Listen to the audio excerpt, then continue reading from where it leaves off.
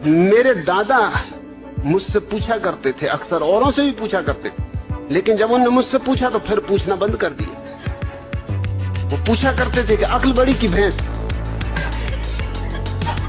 अब उनको कौन उत्तर दे। मुझसे एक दिन पूछ बैठे, मैंने कहा भैंस। उन्होंने कहा क्यों? मैंने कहा क्योंकि भैंस ये सवाल नहीं पूछती।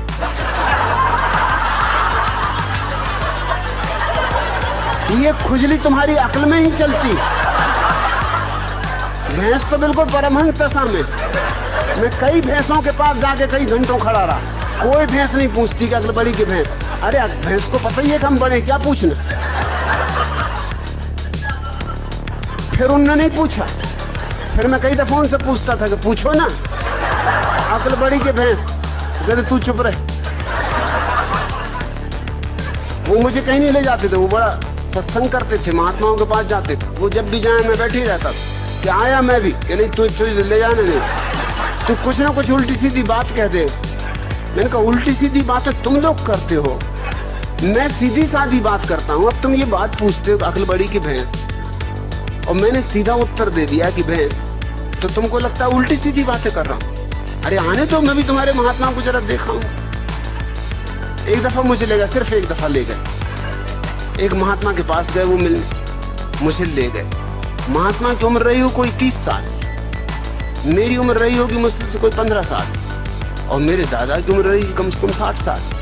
महात्मा ने उनसे कहा आओ बच्चा बैठो।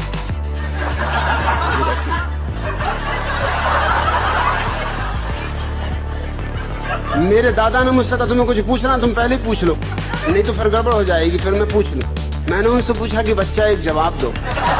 महात्मा बहुत नाराज हुए, कहने लगे मुझसे बच्चा कहते हो? मैंने कहा तुम मेरे दादा को बच्चा कह रहे, हरामजादे। 60 साल की उम्र के बूढ़े को बच्चा कह रहे। 30 साल के तुम हो, 15 साल का मैं हूं, तो कोई गणित में गलती कर रहा हूं?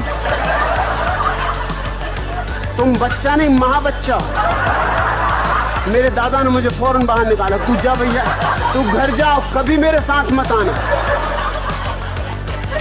क्या बातें पूछ रहे हो? सृष्टि को किसने बनाया? जान भी लोगे तो क्या करोगे? क्या फिर से बनाना है? एक से ही मन नहीं भरा। अरे इतना ही जान लो कि अपना अज्ञान कैसे मिटे। ये जानने से नहीं मिटेगा, ध्यान का दिया जला लो, अज्ञान